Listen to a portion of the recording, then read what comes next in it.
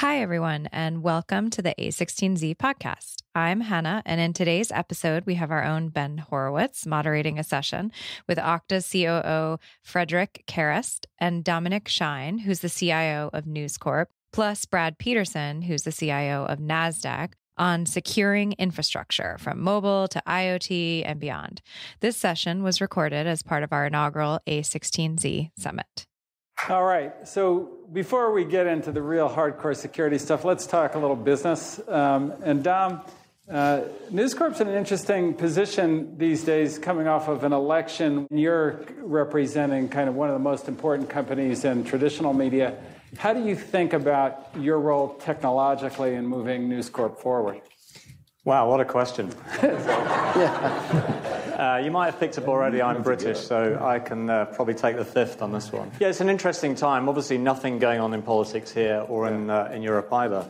From a technology point of view, what we find is more than ever, the journalists are out and about. They're mobile. They need access to systems anytime, anywhere. So I see my role as to enable that workforce to have the easiest time possible in a very pressurized environment to create that content, to distribute that content, whilst giving them, good security controls that don't make their lives too difficult. And short follow-up on that, or maybe not so short.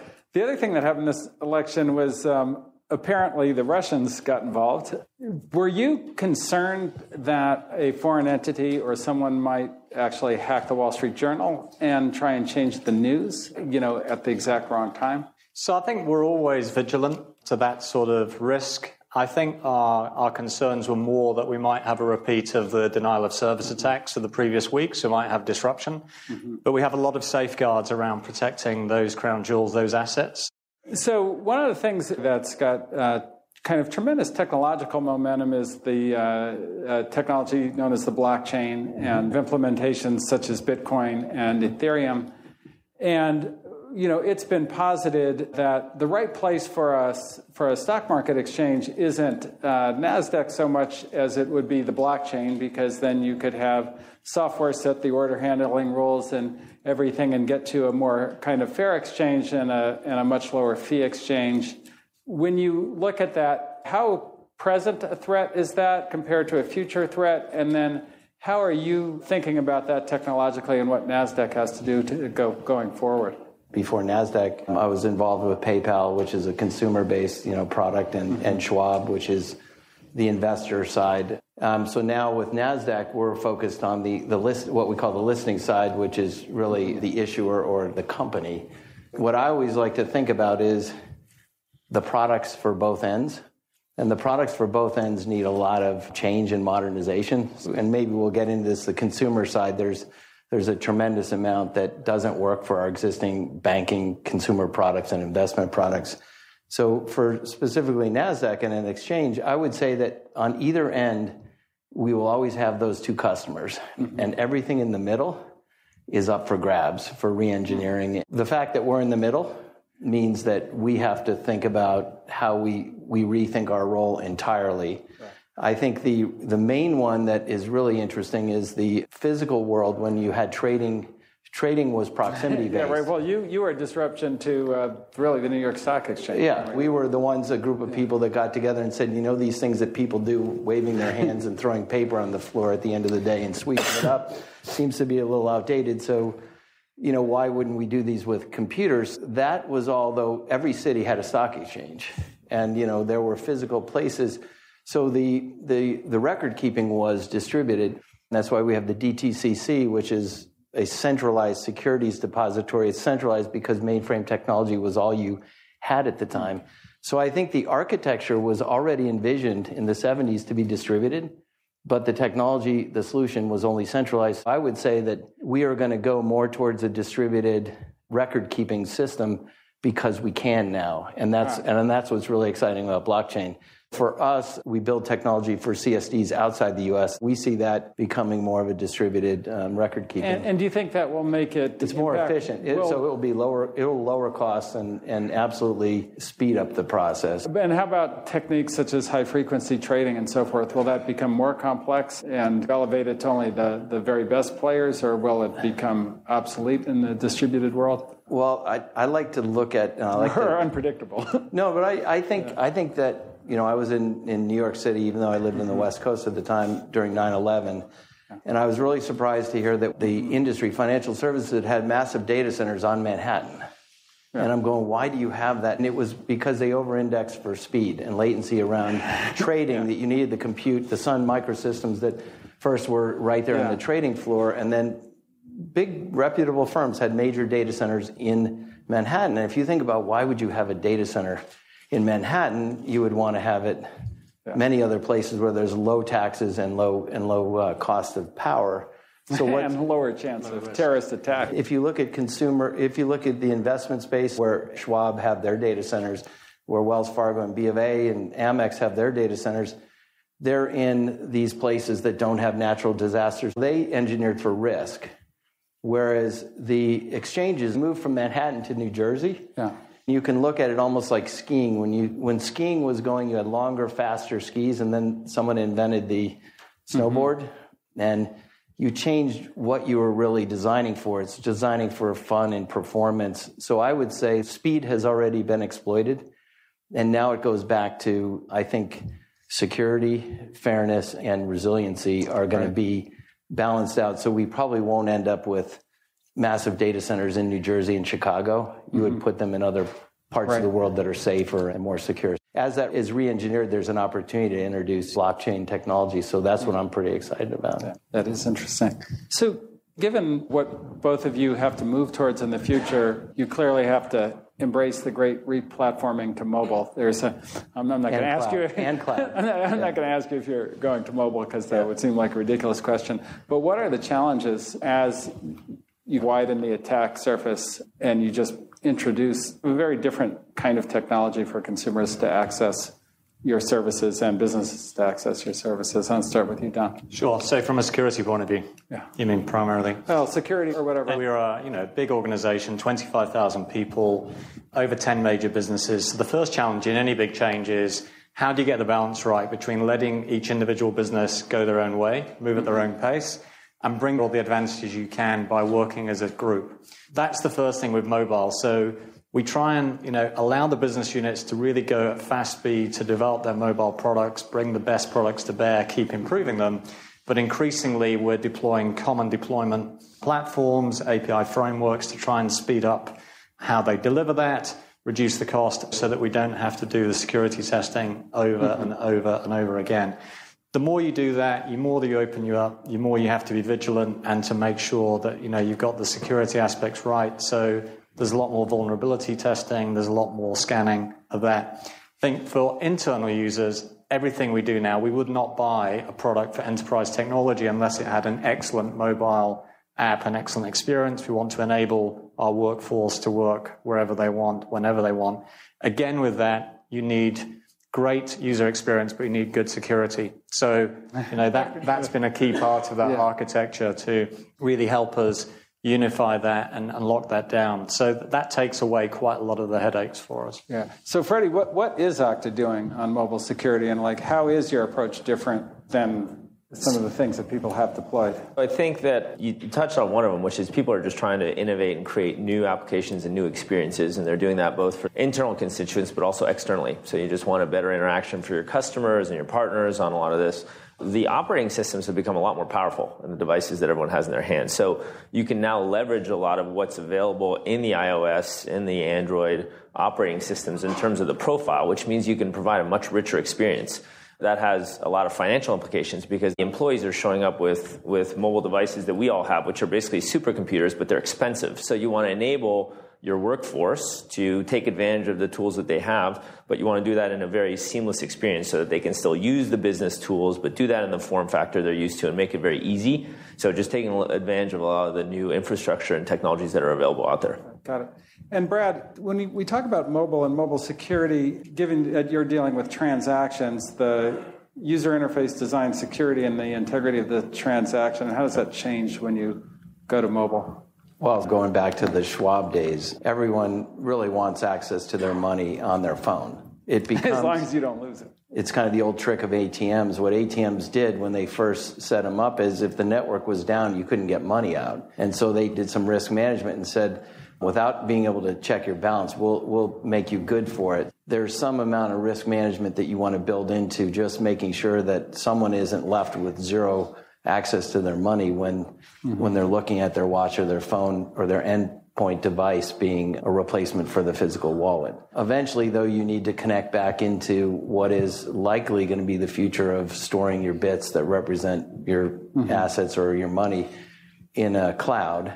Those two are the new area where today all of our representation for our wealth and our money is sitting in a proprietary data center. Financial services has been slow. You need to look at it both ways, on the endpoint and the cloud, and you really need the solution in both places. So there was recently a rather dramatic security attack where apparently a Chinese chip manufacturer, the kind of leading manufacturer of very cheap chips for camcorders and DVRs, had a security flaw, maybe accidentally, maybe planned, in their chip that was then exploited for a massive denial of service attack against basically a very large DNS provider of naming services on the internet, resolving names to addresses and the kind of basic functionality that you need for the internet to work. What can you do to deal with that kind of attack where you potentially have a state actor with a very sophisticated attack rolled out over maybe a decade? Was it a feature or a bug of the IoT? Who knows? That's a very good question. I think a couple things. First of all, it showed that we've taken a lot of the infrastructure and the way that we've designed things so far for granted. The way that the original internet was designed and the way that people are using it today, everyone's got to take a better look in terms of security and infrastructure and reliability on what we're doing and how we're doing it in the future. Because we're just talking about, a billion people on the internet. We're not talking about all the devices that are going to come out, which is where some of this originated. The other thing is, this is basically a trial run.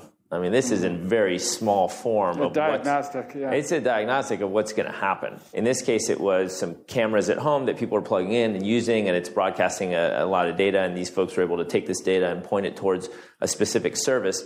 When you think about everyone in this room now has 2, 3, 4 devices, everyone's carrying smartwatches. Just earlier this morning, someone was telling me about their internet-enabled crock pot and how you can control your, you laugh, but it's true, right? You want your chili to be warm when you get home 2 hours from now. People controlling the light switches. You think about utilities that are managing smart meters and the kind of attack that could happen when and if someone decides to turn on all the air conditionings in New York in the middle of the summer. That's pretty serious. And this is just the beginning of it. It's a good trial run for everyone to take a look and say, what are we doing today and how are we going to improve it? And there's always things that we can do better, including us at Okta. But also it's a good wake-up call. It's a good wake-up call for the industry, and in particular the folks in this room, to think about, okay, there's all these opportunities. We talk about it. You hear about IoT. You read about it in the news. Everything's connected. I can talk to my car. That's all great. But with those opportunities come a lot of risks that come along that you have to think about. Dom, if one could imagine somebody launching that kind of an attack to shut down parts of the media during an election cycle like we just had, how much do you think about what you have to do yourself versus how you rely on your vendors for security? How do you balance that, particularly on an attack like this, which it's very difficult to be resilient against? Yeah, no, it's an excellent question. I think, Freddie got it right. It was a wake-up call. So for us, for the things we directly control, we did have a contingency plan. We were able to switch DNS very quickly. We were in good shape. But we were exposed to our major partners.